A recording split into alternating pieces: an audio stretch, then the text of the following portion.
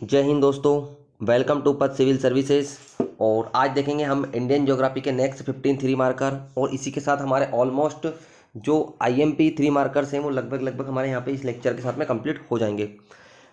हम आज देखने वाले हैं सेतु भारतम योजना, उसके बाद भूपेन हजारिका, बेमनाथ लेक और उत्काद भूमि, इसी को बिहड़ प्रदेश भी बोलते हैं, और अटल भूजल योजना वेरी आईएमपी जो कि गवर्नमेंट की तरफ शुरू की गई है धरातलीय जो जल है उसके संरक्षण के लिए।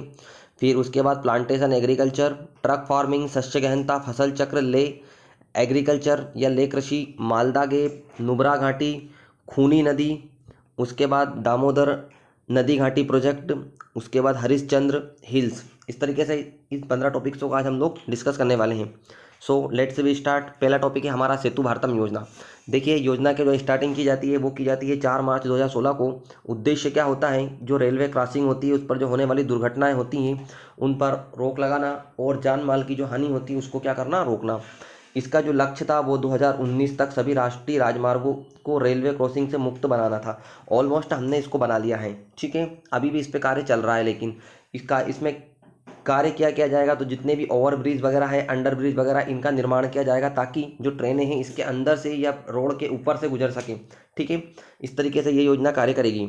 हमारा नेक्स्ट है भूपेंद्र हजारिका पुल। देखो, भूपेंद्र हजारिका ना ये असम के क्या है, एक सिंगर थे, ठीक है, और इन्हीं के नाम पर इस योजना का नाम रखा गया है, इस पुल का नाम रखा गया है। तो क्या है, ये भारत का सबसे लंबा सड़क पुल है। याद रखना, इंडिया का सबसे लंबा सड़क पुल है, अभी बनकर तैयार हो चुका है ये वर्तमान में, ठीक है। कहाँ से कहाँ तक जोड़ेगा ये, तो ये असम के ढोला को अरुणाचल प्रदेश के शादिया से जोड़ेगा। मीन्स ढोला से शादिया तक ये क्या है, सड़क पुल जाएगा। कहाँ पर है ये, तो ये ना लोहित नदी पर है और ये ब्रह्मपुत्र की सहायक नदी है। लोहित नदी पर 9.15 किलोमीटर की इस लंबा पुल का क्या है, निर्माण किया गया है। उद्घाटन की बात करते हैं तो 26 मई 2016 को इस योजना की क्या है, इस पुल का क्या है, उद्घाटन किया जाता है। नेक्स्ट टॉपिक है हमारा वेमनाथ झील। देखो, वेमनाथ क्या है, एक लेगून झील है, और लेगून क्या होता है, मान लिया जाए ये है वाटर, ठीक है। तो ये क्षेत्र आप मानिए वाटर हो, तो ये क्षेत्र जो है भूमि से, यानी कि ये जलीय क्षेत्र है, जो सागर का जलीय क्षेत्र है, ये भूमि से कुछ चट्टानों या प्रवाल भित्तियों द्वारा क्या हो जाता है, अलग हो जाता है। और बीच में जो ये क्षेत्र दिख रहा है ब्लैक टाइप में, इसके बीच में क्या है, जल आके समाहित हो जाता है। इस तरह से लेगून झील का क्या होता है, निर्माण होता है, ठीक है। अगला है हमारा भारत की सबसे लंबी झील क्या है, तो भारत की जो सबसे लंबी झील कौन है, वो भी वेमनाथ झील ही है, ठीक है। और इसको 1971 के जो आर्द्रभूमि कन्वेंशन है उसमें भी इसको क्या किया गया, शामिल किया गया है। और यहीं पर पंबा व पेरियार नदियों का क्या है, अपना मुहाना बनाती है। और वेलिंगटन और वल्लारपदम जो आइलैंड है वो भी क्या है, यहीं पर ही स्थित है। और जो केरल का जो ओनम पर्व मनाया जाता है वो भी इस वेलिंगटन जो द्वीप है यहीं पर ही क्या है, मनाया जाता है। और इसी झील जो वेमना जो झील है, इसी में ये ओनम जो नौकायन की जो प्रतियोगिताएं होती है वो प्रत्येक वर्ष होती है। नेक्स्ट टॉपिक है हमारा उत्काद भूमि। देखो, क्या होता है, बहुत ज़्यादा वर्षा जहाँ पर होती है तो वहाँ पर जो जोत होती है, यानी कि जो खेत वगैरह होती है, उनमें बड़ी बड़ी नालियाँ बन जाती हैं, उन्हीं को बोलते हैं रील अपर्दन, ठीक है। तो जो रील अपर्दन की जो नालियाँ होती हैं, जब बड़ी और विस्तृत हो जाती हैं, जब ये ज़्यादा बड़ी हो जाएंगी, विस्तृत हो जाएंगी, तो कृषि भूमियों को छोटे छोटे टुकड़ों में क्या कर देंगी, ये खंडित कर देंगी, यानी कि आप कृषि योग्य बिल्कुल भी वो भूमि नहीं बचेगी। अतः वो कृषि योग्य उपयुक्त नहीं रह जाती है, जिसे प्रदेश में है ना, जिस प्रदेश में इनकी संख्या अधिक होती है उसे ही क्या कहते हैं, उत्काद भूमि कहते हैं। मान लिया जाए कि जो चंबल का जो रीजन है और वहाँ पर इनकी संख्या अगर अधिक हो गई तो इसी को क्या बोलेंगे, उत्काद भूमि बोलेंगे। देन इसका उदाहरण भी हम रख सकते हैं कि चंबल का जो बिहड़ प्रदेश है उसी को क्या कहते हैं, उत्काद भूमि कहते हैं। नेक्स्ट टॉपिक है हमारा वेरी इंपॉर्टेंट, वो है अटल भूजल योजना। देखिए, सबसे पहले तो हर योजना होती है उसकी कहीं ना कहीं स्टार्टिंग होती है, तो बिल्कुल इसकी जो स्टार्टिंग है वो है माननीय भूतपूर्व प्रधानमंत्री अटल बिहारी वाजपेयी के नाम पर इस योजना का जो नामकरण किया गया है, ठीक है। इसका नामकरण जो अटल बिहारी वाजपेयी के नाम की जन्मतिथि जो थी 25 दिसंबर, उसी के नाम पर किया गया। तो 25 दिसंबर 2019 को इस योजना की स्टार्टिंग की जाती है। उद्देश्य क्या होता है, जो ग्राउंड वाटर होता है उसका क्या करना, उसको प्रोटेक्ट करना और उसका मैनेजमेंट करना, यानी कि उसका संरक्षण और प्रबंधन करना इस योजना में। देन योजना जो थी वो 2018-19 से 2022 तक ये पंचवर्षीय योजना के टाइप में इसको 5 वर्ष की अवधि में क्या करना है, लागू करने की योजना बनाई गई है। इस योजना की सबसे बड़ी खासियत यह है कि इसमें टोटल 7 जो स्टेट है उनको क्या है शामिल किया गया है, और इसमें हमारा जो मध्य प्रदेश है वो भी इसमें इंक्लूड है, राजस्थान भी इंक्लूड है। ठीक है, तो गुजरात, हरियाणा, कर्नाटक, मध्य प्रदेश, महाराष्ट्र, राजस्थान और ये यूपी यानी कि उत्तर प्रदेश के डार्क जोन वाले इसमें जिले के जो क्षेत्र है उनको शामिल किया गया। डार्क जोन से मीन्स जहाँ पर भूजल की समस्या सबसे ज़्यादा है, उन्हीं क्षेत्रों को इसमें क्या किया गया, शामिल किया गया है। और इसमें जो वर्ल्ड बैंक है और वह केंद्र सरकार है, इसका जो फंडिंग है दोनों मिलकर करेंगे लगभग 50-50%। ठीक है, और इसमें प्रदेश का यानी कि जो मध्य प्रदेश है उसका जो बुंदेलखंड, हम बिल्कुल विदित है कि जो बुंदेलखंड है वो सर्वाधिक सूखाग्रस्त क्षेत्रों में से आता है प्रदेश का। ठीक है, तो इसके जो जो जो 6 डिस्ट्रिक्ट्स हैं यानी कि सागर, दमोह, पन्ना, छतरपुर, टीकमगढ़ और जो निवाड़ी, इन्हीं को इस योजना में शामिल किया गया है। इस फैक्टर को आप याद रखिएगा, ये बहुत ज़्यादा इंपॉर्टेंट है एग्जाम के पॉइंट्स ऑफ व्यू से। ठीक है, ये योजना जो है जन सहयोग से पूरी की जाएगी, मीन्स इसमें लोग आके अपनी सहभागिता बनाएंगे, उसी के साथ में इस योजना को बेहतर तरीके से इम्प्लीमेंट किया जा सकता है, यानी कि इसमें जन सहयोग को भागीदार बनाया गया है। नेक्स्ट टॉपिक है हमारा रोपण कृषि, प्लांटेशन एग्रीकल्चर। देखो क्या होता है कि उष्णकटिबंधीय जो उष्णकटिबंधीय प्रदेश होते हैं में की जाने वाली उष्णकटिबंधीय प्रदेशों में की जाने वाली कृषि की वह विधि जो एक बड़े भूभाग में उन्नत कर लीजिएगा। यहाँ पर उन्नत किस्म के बीजों, कीटनाशकों और आधुनिक कृषि यंत्रों के साथ एक निश्चित फसलों का उत्पादन बड़े पैमाने पर कर व्यापारिक निर्यात के उद्देश्य से पूर्ति के लिए की जाती है, उसी क्या कहेंगे, रोपण कृषि कहेंगे। यानी कि ये उष्णकटिबंधीय प्रदेशों में की जाएगी, यहाँ पर उन्नत किस्म के बीज वगैरह का प्रयोग किया जाएगा, साथ ही ये बड़े पैमाने पर की जाएगी, और फल फूल के जो उत्पादन होंगे यानी कि जो बागवानी एग्रीकल्चर होगा कहीं ना कहीं उसको ये शामिल करेगी। इंडिया में देख सकते हैं हम कि इसमें रबड़, नारियल, केला, काजू, ठीक है, चाय, कॉफ़ी और कई प्रकार की औषधियाँ जैसे कि अश्वगंधा और कई प्रकार के सुगंधित पौधे जैसी कृषि इसमें की जाती है। इस तरीके से हम रोपण कृषि को लिख सकते हैं। देन आएगा हमारा next truck farming. Truck farming का जो कॉन्सेप्ट है जो कि विकसित अर्थव्यवस्थाएं होती हैं, जो कि डेवलपमेंट जो इकोनॉमी होती है यानी कि यूएसए वगैरह हो गया, ब्रिटेन हो गया, जो भी शीतोष्ण जो क्षेत्र रहेंगे, ठीक है, वहाँ पर भी की जाएगी, साथ में उन क्षेत्रों में भी की जाएगी जहाँ पर हमने जो भी पिछला टॉपिक पढ़ा है, कौन सा टॉपिक पढ़ा हमने, पिछला टॉपिक पढ़ा है हमने हमारा कौन सा, रोपण कृषि। तो जो रोपण कृषि की जाएगी उस क्षेत्र में भी ट्रक फार्मिंग बहुत आयत में की जाती है। ठीक है, इसमें होता क्या है, विशेष रूप से उद्यान कृषि वाले क्षेत्र में, ठीक है, विशेष रूप से उद्यान कृषि वाले क्षेत्र में जहाँ पर क्या होता है, फल और फूल का उत्पादन किया जाता है। तो विशेष रूप से उद्यान कृषि वाले क्षेत्र में और व्यापारिक स्तर पर फलों, फूलों और सब्जियों के वितरण हेतु अपेक्षाकृत विकसित वातानुकूलित व्यवस्था को क्या कहते हैं, ट्रक फार्मिंग कहते हैं। ठीक है, क्लियर हुआ। यानी कि इसमें क्या कहते हैं, कोल्ड स्टोरेज बनाए जाते हैं। इसका विकास मुख्य रूप से विकसित क्षेत्रों के नगरीय क्षेत्रों में हुआ है, जैसे कि अमेरिका को हम इसमें ले सकते हैं। क्लियर हुआ। इस तरीके से ट्रक फार्मिंग का बहुत ज़्यादा महत्व है। कहाँ पर है, तो जो हॉर्टिकल्चर होता है यानी कि जो फल फूल से संबंधित जो एग्रीकल्चर होता है उसमें इसकी महत्ता है। नेक्स्ट टॉपिक है हमारा शस्य गहनता। शस्य गहनता देखो क्या होता है कि मान लिया जाए एक कृषक के पास एक खेत है, ठीक है, और वो अगर मान लिया जाए उस अपने एक खेत में, एक भूखंड में अगर साल में एक ही फसल बोएगा तो उसकी जो शस्य गहनता होगी वो कितनी होगी, वो होगी 100%। ठीक है, 100% से मीन्स ये है कि एक ही फसल बोनी थी, उसने एक ही फसल बोई। लेकिन मान लिया जाए वही कृषक एक साल में 2 फसलें उगाता है तो उसकी शस्य गहनता 200% हो जाएगी। अगर मान लो 3 उगाता है तो 300% हो जाएगी। वैसे 300 होना बहुत ही मुश्किल है, ठीक है, लेकिन इंडिया में क्या होता है, अमूमन मैक्सिमम कृषक जो है दूसरी फसल भी लेते हैं अपने लैंड से। ठीक है, तो इसलिए हमेशा शस्य गहनता के जो प्रतिशत होता है वो 100 से ज़्यादा ही होता है इंडिया में। ठीक है, अब हम बात करते हैं कि आखिर अर्थ क्या होता है। तो एक खेत से एक वर्ष में कितनी फसल ली जाती है, इसी को बोलते हैं शस्य गहनता। तो इसमें सकल फसलगत क्षेत्र तथा शुद्ध बोए गए क्षेत्र का अनुपात निकाला जाता है और उस अनुपात को 100 से क्या किया जाता है, इनटू कर दिया जाता है। तो इस तरीके से शस्य गहनता निकल जाती है। इसका उद्देश्य क्या होता है, कृषि आगतों में वृद्धि क्या करना है, तो कुल उत्पादन में क्या करना है, वृद्धि करना होता है। भारत में शस्य गहनता का परसेंटेज 136 है। मध्य प्रदेश में शस्य गहनता जो है वो 165% के लगभग है। लेटेस्ट डाटा मैंने आपको यहाँ पर बताए हैं। ठीक है, देखो शस्य गहनता को बढ़ाया जा सकता है, बिल्कुल शस्य गहनता को बढ़ाया जा सकता है। बेहतर सिंचाई व्यवस्था करके बढ़ा सकते हैं हम। और शस्य गहनता कहीं ना कहीं उत्पादन को भी प्रोत्साहित करती है, यानी कि एक कृषक जो साल में एक फसल ले रहा है कहीं ना कहीं वो दूसरी फसल के लिए भी प्रोत्साहित होगा। ठीक है, इस तरीके से हम शस्य गहनता को लिख सकते हैं।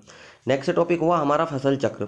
फसल चक्र मीन्स क्या है कि एक कृषक ने एक फसल लगाई, वो काट दी, उसके बाद वो सेम वैरायटी वाली या सेम फसल नहीं लगाएगा। जैसे कि उसने गेहूं लगाया तो अगले साल वो गेहूं नहीं लगाएगा, ठीक है, वो क्या लगाएगा, चने लगाएगा, मूंग लगाएगा, या जो भी ऐसी फसलें लगाएगा जिससे कि जो भूमि की उर्वरा शक्ति वो बनी रहे। क्लियर हुआ। अब इसको हम रीड करते हैं। क्रमिक रूप से अलग अलग फसलों को उगाया जाना क्या कहलाता है, फसल चक्र कहलाता है। उदाहरण के लिए धान की खेती वाले क्षेत्र में क्या करेंगे, दलहनी फसलों की खेती की जाएगी, जाकि जिससे क्या होगा, मृदा में नाइट्रोजन का क्या होगा, स्थिरीकरण होगा। क्लियर हुआ। उद्देश्य क्या होगा, मिट्टी की उर्वर क्षमता को क्या करना, बनाए रखना। इस तरीके से हम ये भी कह सकते हैं कि इसमें जो जड़ वाली फसलें होंगी, जड़ वाली फसलों के बाद में विदाउट जो जड़ वाली फसलें होंगी उनको क्या करेंगे, हम नहीं उगाएंगे। यानी कि जो गहरी जल वाली फसलें होंगी उसके बाद कम गहरी जल वाली फसलों को लगाया जाता है इसमें। क्लियर हुआ। नेक्स्ट टॉपिक है हमारा ले कृषि, ले एग्रीकल्चर। देखो क्या होता है, फसलों के साथ फसल चक्र में घासों को उगाया जाना। यानी कि आपने फसलें लगाई, ठीक है, फिर आपने दिन उसको क्या कर दिया, कट कर दिया, ठीक है, कट कर दिया। अब उसके बाद आप है ना घास की खेती कीजिए, ठीक है। घास की खेती मीन्स आप इसमें बरसी, मिर्चका या इस तरह की फसलें आप इसमें लगा सकते हैं, मूंग भी लगा सकते हैं अगर आपको नाइट्रोजीकरण करना है तो, ठीक है। उद्देश्य क्या होगा या लाभ क्या होगा इससे, तो इससे मृदा अपरदन का नियंत्रण होगा, साथ में जो मृदा संरचना होगी, जो मृदा की ओ परत होगी, ठीक है, ह्यूमस परत कहते हैं जिसको, उसका निर्माण भी इसमें होता है। इसलिए यह प्रणाली जो है बहुत ही ज़्यादा जो मृदा होती है उसके संरक्षण के लिए बहुत ज़्यादा उपयोगी है। दूसरी चीज़ क्या है, ये जो प्रणाली अगर इसका उदाहरण हम मेंशन करना चाहें तो जो नीलगिरी पर्वतमाला है दक्षिण भारत की, वहाँ पर भी ये खेती बहुतायत में की जाती है। क्लियर हुआ। इस तरीके से हम ले कृषि को लिख सकते हैं। नेक्स्ट टॉपिक है हमारा मालदा गैप। देख लीजिए मालदा गैप क्या होता है। मान लिया जाए ये हमारा इंडिया है, ठीक है, और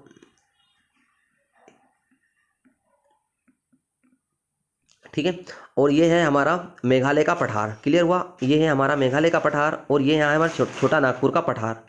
तो जो ये इन दोनों के बीच की जो ये संरचना है ना, इसी को बोलेंगे हम मालदा गैप। क्लियर हुआ। आप समझ में आया। तो क्या होता है, जब गोंडवाना लैंड का विखंडन होता है और प्रायद्वीपीय भारत उत्तर की ओर खिसकता है, ठीक है, उसी के दौरान क्या होता है आगे की इसकी प्रोसेस में कि जो प्रायद्वीपीय भारत है इससे ना मेघालय का पठार भी अलग होता है, ठीक है, और इन दोनों के बीच में जो गैप बन जाता है वहाँ पर कालांतर में आकर जो नदियाँ बहती हैं, प्रायद्वीपीय भारत की नदियाँ, और जो ब्रह्मपुत्र उसकी जो सहायक नदियाँ यहाँ पर बहती है, गंगा वगैरह की नदियाँ जो बहती है, कि सहायक नदियाँ जो बहती है, वो क्या करती है, इसमें अवसादों का क्या करती है, जमाव करती रहती है। तो इसके कारण क्या होता है, ये संरचना बहुत ज़्यादा उपजाऊ है। अब हम इसको रीड करते हैं। तो प्रायद्वीपीय भारत के उत्तर की ओर संचलन के दौरान धसाव या उत्तोलन की प्रक्रिया के द्वारा इसका क्या निर्माण हुआ है। राजमहल पर्वत व गारो पर्वत को ये क्या करता है, अलग करता है। राजमहल मीन्स छोटा नागपुर का पठार और गारो मीन्स मतलब कि जो मेघालय है उसका ये पठार होगा, ठीक है। नदियों के निक्षेपण से डेल्टाई मैदान का निर्माण हुआ है और यहाँ की मृदा कैसी है, पीट मृदा है, जिसके कारण यहाँ पर जो मैंग्रोव वनस्पतियाँ इनका प्रॉपर विकास हुआ है। जैसे कि आप सुंदरवन देख सकते हो, सुंदरवन जो है वो मालदा गैप में ही स्थित है।